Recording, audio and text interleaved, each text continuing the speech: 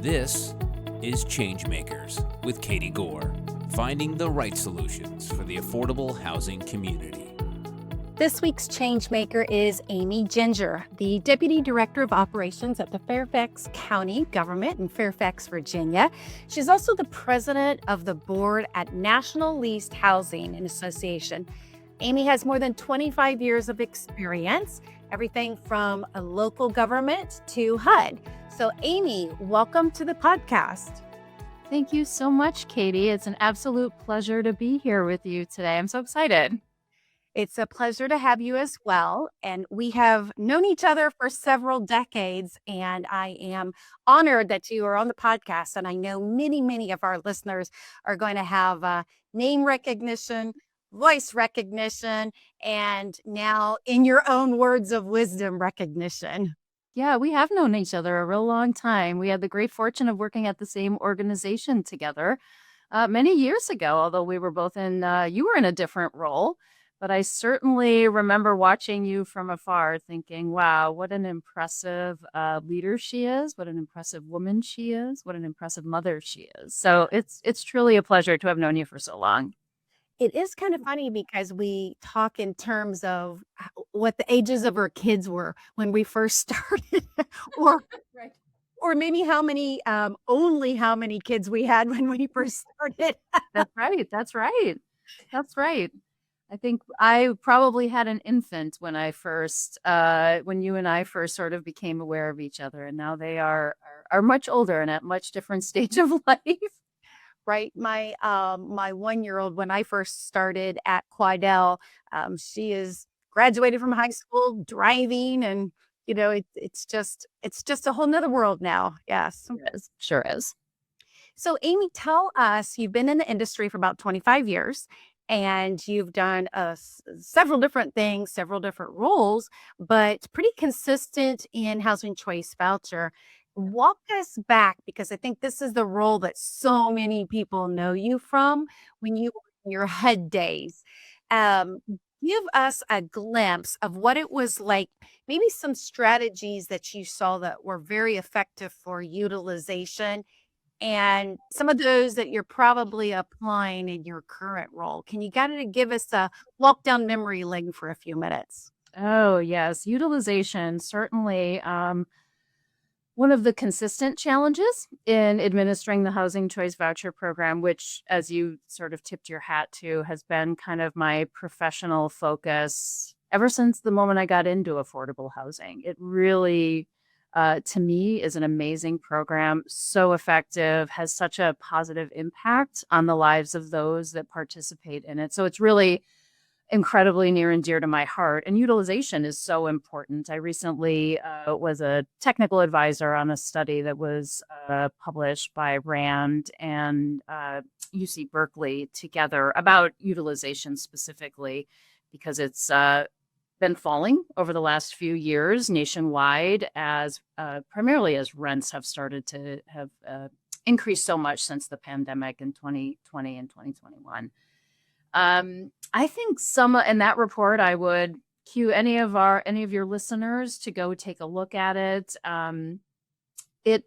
The report really highlights some easy yet incredibly effective strategies to keep your utilization up. And they're ones that we do use here in Fairfax County. I mean, one of the easy ones is to have a long search time. It is rough out there for folks, anybody trying to find housing. And individuals with Housing Choice Vouchers just have additional sort of challenges on top of a regular market holder. You just have like processing times at the housing authority, inspections, things like that. So I think giving applicants and movers as much time as you can under the program requirements, which is at least 180 days, really can increase the success rate. Another, I think, strategy that is pretty effective is making sure your payment standards are keeping with the market rents. As I said earlier, market rents have just been on a steep incline. I think they're starting to level off in some places across the country. They're certainly starting to level off a little bit here in Fairfax County, but making sure that voucher holders have a fighting chance with a payment standard that can really kind of keep pace with the market rent. So those would be the two I would point to. hmm So, what are you seeing in Fairfax County as it relates to that tension between supply and demand? And then, obviously, if you're giving people more time to find units, then that's actually going to come back and affect your own utilization and those rates. So, there's like this odd tension here. But what are you seeing happening where you are then now? Yeah, it's good. It's a good question. We certainly have more demand than supply here in Fairfax County. We've had a goal for the past couple of years to produce 10,000 new units of affordable housing here in Fairfax County and to work towards no net loss of affordable housing that already exists. So that's sort of on the supply side. So we're working to increase the supply here in Fairfax County. I think we're probably 5 to 10,000 units short at least here. We last refreshed those numbers in 2019. I suspect if we were to look today, we would see the gap even greater. So supply is not nearly enough to keep up with demand. We are seeing our voucher holders struggle more and more. We're fortunate here in Virginia that we have source of income protection. So most property owners cannot turn someone down just because they have a voucher, and we have found that to be helpful. We've had to do quite a bit of educating property owners what that means, how to consider the value of the voucher when determining whether an applicant has enough income to pay the rent. So we have seen success rates kind of declining, but we've taken measures, as I said, search time, payment standards. We have geography-based payment standards now here in Fairfax County to try to ward off too much of a decline in success rate. hmm The research that you were tapped as an expert for, I want to loop back to that.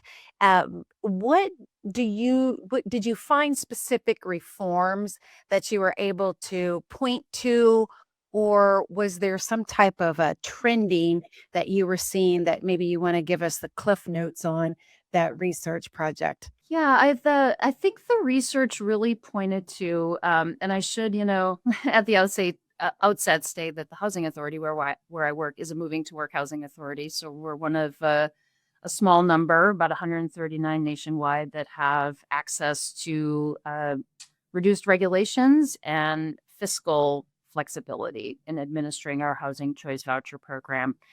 And I think the report really pointed to innovations are most likely happening in moving to work authorities. And I was just at the National Housing Conference last week on a panel about this very topic, and I felt like the cheerleader for moving to work. So I'm probably going to sound a little bit like a cheerleader here as well. I think in my experience, one of the things that moving to work agencies have that your regular agency doesn't have is predictability in their funding. And I do think predictability in funding is super important when it comes to innovation, right? We see it in our personal lives and you see it in your professional lives. When your finances are unpredictable, you pull back from innovation. And we need some level of financial predictability to innovate. I think housing authorities across the country, all of them, are experts in their local market. They are experts in their local housing situation. And so I think one of the reforms that I would love to see is an expansion of the Moving to Work program. And we have seen HUD over the years look to the Moving to Work agencies to identify where they might be able to innovate in the regular voucher program. I would love to see that continue because I do think there's some regulatory reform pieces out there that they could pick up that are kind of small. A great example of one they did recently is they allowed expanded use of administrative funding for things like landlord incentives, being able to pay for, applicant fees and things like that for movers. They picked that up both from Moving to Work and the emergency housing program. hmm And you are right. You touched on when there is any kind of unpredictability related to funding, there just seems to be this industry hesitancy, which is, rightfully so. There's natural cycles there that happen. But what you also mentioned was that that hesitancy leads to slower investment or a hesitancy you see played out with the technology, not rolling forward as much with technology. And it's a natural, I mean, it's just a natural, like you mentioned, it's like, your personal finances, right? It's just a natural sort of slowdown there that tends to happen. Um, but the cost of the lack of investment, whether it's technology or program expansion or staff expansion, whatever that is playing out to, it always costs the program though.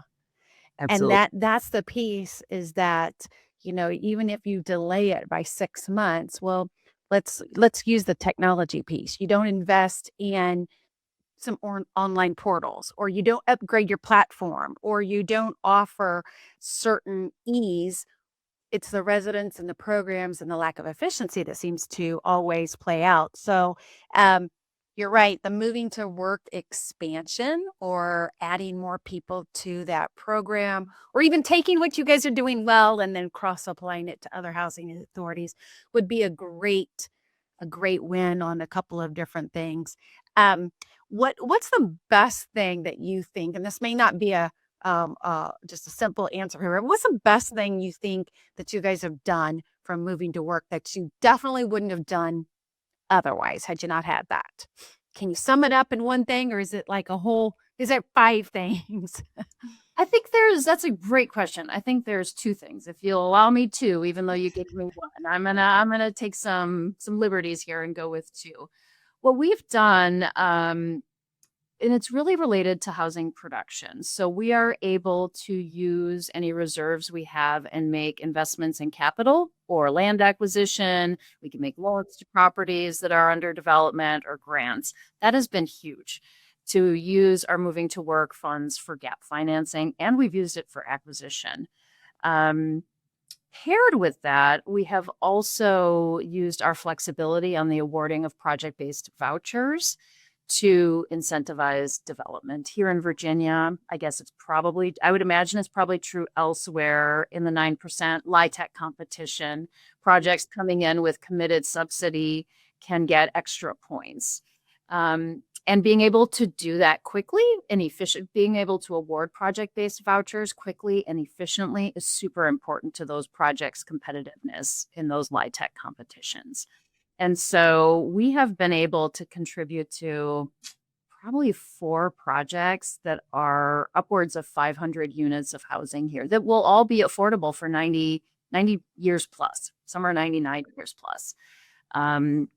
So yeah, those are incredible tools on the production side. And those units are also going to be available to tenant-based voucher holders as well. So you have project-based vouchers, tenant-based vouchers will have access to it. And anybody at 60% AMI and below are going to have access over the long term. So to us, those are 2 amazing tools that are helping us here. Yeah. Those are excellent examples. And for many people know the link about being able to put those units into the marketplace. But describe something specific that I see about Fairfax County is your ability to attract major employers. And Yes. so what this tool does, so talk about some of that you're now leveraging this type of a tool to be able to offer at that particular table, which is a little different than just just saying, hey, we're going to build it, we're going to partner, we're going to provide it, because Fairfax County, you guys are a national leader when it comes to coming to the table for employers. So describe what happens there. Absolutely. The chairman of our board of supervisors, Chairman Jeff McKay, regularly says that affordable housing is key to our economic prosperity here in Fairfax County. We have one of the highest AMIs in the country, second only to, San Francisco, the Bay Area. And we do have major employers here. We're a huge technology sector here. We have a lot of healthcare here in Fairfax County. And Obviously, we're huge to the federal government. A lot of the federal government and its contractors, those employees live here in Fairfax County as well. And Fairfax County has a lot of amenities, and that is why people want to live here. That is why employers want to be here. And we need workers in those amenities. And so the AMI levels that we're serving in our housing here, these are, it's literally like school teachers, nurses, medical assistants. I mean, of course, it's your retail workers as well, but it is the workers that are so important to making Fairfax County the wonderful place that it is to live. And so we see Fairfax County and affordable housing as like together to make this a great place for everybody to come and live. Hmm. And it's one of those cities that when the mega names are coming in, they're at the table asking you to come in. They're saying, okay, I mean, you're not having to convince them. I've seen so many press releases come out of Fairfax County where, those partnership deals are happening with some of those major employers. And they were at the table from the beginning with you guys in Yep. most cases, right? Yeah. So there's no, there doesn't seem to be that there is this pulling and tugging that's happening because they want it to. They absolutely do. And one of our more recent partners is Amazon, but the Amazon Equity Fund. They've got HQ2, which isn't in Fairfax County. However, it's right in Arlington, which is right up against Fairfax County. And so that equity fund brought significant investment to a few projects in Tysons, which is a transit-oriented area here. And I think we've got maybe 800 units underway in Tysons. Have the Silver Line running through there, tons of employment opportunities for folks. So it was really nice to see Amazon be a part of those deals.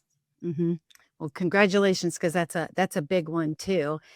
I want to transition here and ask you a couple other questions. First of all, congratulations on being appointed the president of the National Leased Housing Association. And so I want to give NLHA a moment to have some coverage here because they're quite unique when you look across the board of industry partners and industry associations. They're really different. And so I want you to explain a little bit about who they are and what your president term is going to look like. Yeah, National Leased Housing Association truly is a unique industry association. And unique in the fact that they are a broad group of stakeholders, not just housing authorities, not just multifamily owners. I mean, you have housing authorities, you've got owners, you have syndicators, you have lenders, you have insurers. I mean, when you go to these conferences and when I'm at the board of directors meeting, I usually have my breath taken away by how broad the set of stakeholders are at the table. And it's stakeholders that really are truly all centered on the mission of affordable housing. So even if they're coming from a very profit-driven sector, like banking, like lending, they are zeroed in on affordable housing. And so NLHA really sets themselves apart in that way. I think NLHA is also an incredible legislative organization, super influential, I think, on the Hill.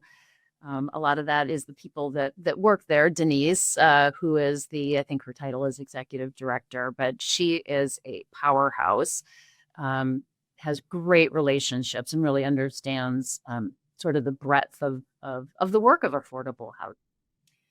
In terms of what I plan to accomplish, I think it's a very interesting political time to be working in affordable housing. I think, continuing to advocate for expanded at a minimum, stable funding, expanded funding for the voucher program, expanded funding for PBRA, all the housing sort of subsidy programs. We were disappointed to see the road to housing not be a part of the NDAA, but fingers crossed that can continue on a separate path or maybe pops up somewhere else. So I think, another year of really just fighting for funding for these incredible programs and for trying to see legislation move forward that opens more doors and perhaps eases some regulatory burden. Mhm. And it's interesting you mentioned that because easing that regulatory burden has also been part of the equation. People are saying, how can we build it faster? How can we, get housing product built in a way that's still compliant, but is maybe taking some of those unnecessary regulations and the piece of legislation you mentioned had a couple of those nuggets in there. So, we're and it's interesting because most people are agreeing on those deregulation points. There's not this huge battle right now to take away a few of those extra hurdles that have been in there and quite frankly driving up the cost of housing. So, do you envision a few of those getting across the line next year, or what's your predictions on that? Oh goodness. Yeah. The road to housing bill was so unique in that it was so bipartisan, a ton of support for that. And it did have, I forget how many articles it had in it, maybe 20 something. Um, I would really hope, I'm not a very good prognosticator, but I would really hope to see some reform on NEPA, on the environmental pieces. I know that certainly in our development here in Fairfax County, it's a regulatory burden. It's a long pole in the tent. It takes a long time, and that choice limiting piece can be very challenging, I think, for developers because you're waiting. There's just a lot of waiting related to NEPA and a lot of duplication. I think, this like, what's the difference between Part 50 and Part 58? Who knows? So I would really keep my fingers crossed for some NEPA adjustments, and then I really I wouldn't call myself an expert on it, but what I looked at on the CDBG and home pieces, I was very encouraged to see this notion of perhaps incentivizing localities who use their CDBG and home towards housing production to get some reward. So I think that would be pretty neat if we could get that across the finish line as well. Of course, I love the MTW expansion in there. I don't love how constrained it was, but any MTW expansion is a thumbs up for me. Mhm, mhm. And it's incrementally that we're learning what's working and what's not working because, even there's some things that were intended for good, but seem to be backfiring now with the pace and the appetite that we need to provide housing. So, we are incrementally getting better, as a from a policy perspective. I even have heard some horror stories, which housing practitioners love to share horror stories. But that's part of our learning, right? But I've heard even some of the things about the Davis-Bacon wage differences as to how, they'll have to pay a certain rate for the community room when they build it or renovate it, but then they got to pay the same person a different rate, if they're in the dwelling unit. There's all of these things that um, are adding complexity and expense and delays, quite frankly. So, just something as small as small, I'm going to air quote it, something as small as that really could impact the ability to operate. And, the unit designation is so low compared to what needs to happen anyway. So, we are slightly hopeful that some of these things in today's lenses could have more effective impact for housing. Is there anything else that you're hopeful for when you kinda, like, zoom out from a housing perspective? Anything that you're really seeing out there? I mean, we've covered some good ones here with MTW and the, road to housing, but anything else that you're looking on the horizon at and you're hopeful for?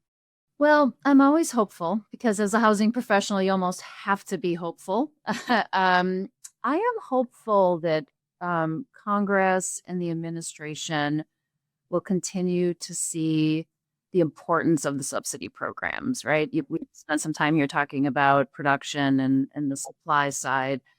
And I think we saw that, the administration put forward pretty deep cuts in their budget request. And I think we saw in the initial markups from Congress that they did not want to see that. So I am hopeful with Congress that they see the value of the Housing Choice Voucher program and all of the special purpose vouchers that are in there as well. The family unification. I'm hopeful that the commitment to youth aging out of foster care remains. That has been a strong commitment for a few years running now. I think that's such an incredibly vulnerable population that we need to continue to address.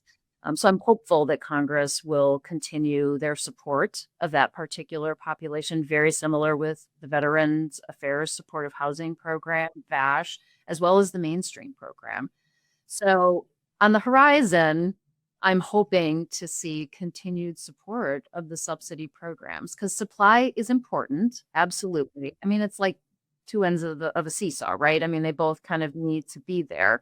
We need supply and we need tenant-based vouchers. People do need choice and they need to be able to move around, right? As their lives, expand, contract to whatever situation is happening for them. So that's what I'm really hopeful for is continued support of the voucher program and specifically the special purpose vouchers. Mhm. And it sounds flippant to say, but affordable housing policy makes good economic policy. And the ability to have vouchers in community is a stabilizer, and it's it is a difference in it, and it just used to be sort of in like your high rent cities. And now across the nation, we're seeing how this is making good economic sense for the individual and for the community. So we will keep the hope alive as it relates to the links. It's just being a real sound economic policy. Yes, absolutely. I think many localities don't think about how many millions of dollars go into the local economy through the voucher program. I mean, here in Fairfax County, we're at like $8.5 million a month that goes from the housing authority into the hands of private property owners. And when you start to talk about the voucher program, I mean, besides the point it being the right thing to do for people, when you start to talk about it in terms of the contributor it is to the economic engine of a locality, I think folks' eyes start to open a little wider, their ears open and say, wow, if this voucher program were to go away, that is $8 million less that would be reliably pumped into the economy. I mean, sure, maybe you'd have renters sort of fill in, but the voucher program is consistent, it's regular, it is first of the month. So absolutely, absolutely. Good housing policy is good economic policy. Agree.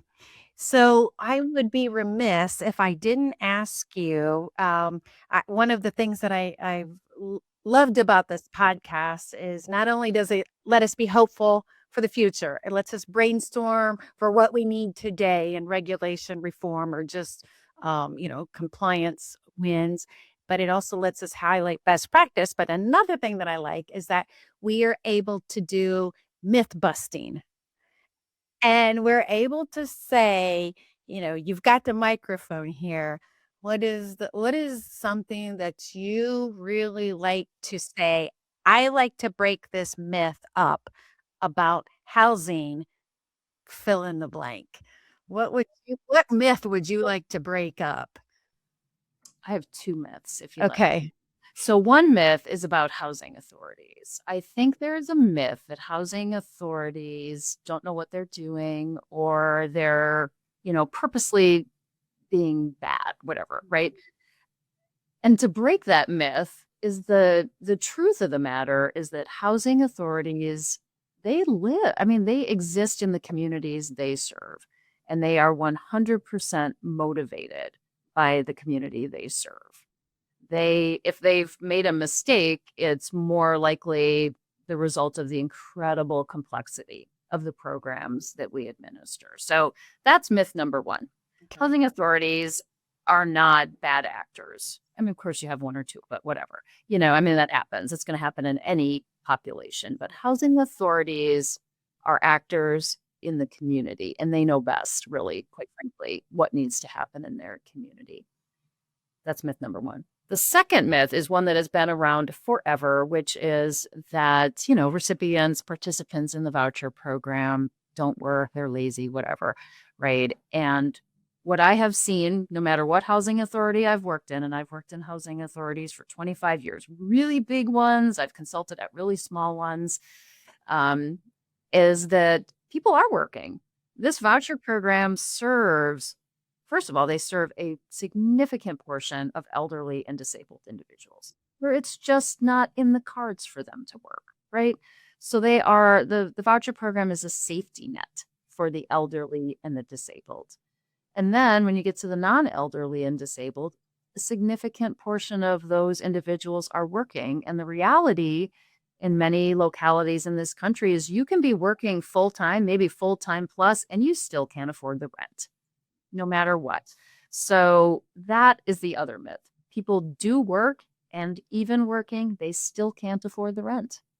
They still need subsidy to stay there. Yeah, and I really I appreciate any time the national trade organizations put forward how many people are working in the programs. If you take the big pot and then you, like you said, exclude senior, exclude disabled, even maybe exclude some veterans pieces of this, and then you look at that population, we're talking high percentages. I've seen studies that say about 70 to 74% are working, have employment associated. And some of those nice little HUD field and codes that you can run the reports on, that some of the, and that's definitely contradictory to the assumption, that it's 0% people working or, that kind of thing. Because that's a pretty high number. I mean, really anything over 50% is a high number. To look at some of these reports that say it's even up in the 70s is definitely combating that myth, isn't it? For sure. Absolutely. Well, Amy Ginger, I appreciate your time. It has been a pleasure to have you on here. We have accomplished our hopes and dreams for affordable housing for the new year, and we've been able to tackle a couple myths. What a fun conversation, Amy. I appreciate it. Thank you so much for having me, Katie. I look forward to lots of success for all of us in the new year. It's going to be great. Excellent. Again, I've been talking with Amy Ginger, the Deputy Director of Operations at Fairfax County, Virginia. Thank you. Thank you. Thanks for listening to ChangeMakers with Katie Goar. To find out more about Katie, go to quadel.com. That's QUADEL.com. This has been a production of Forbes Books Radio.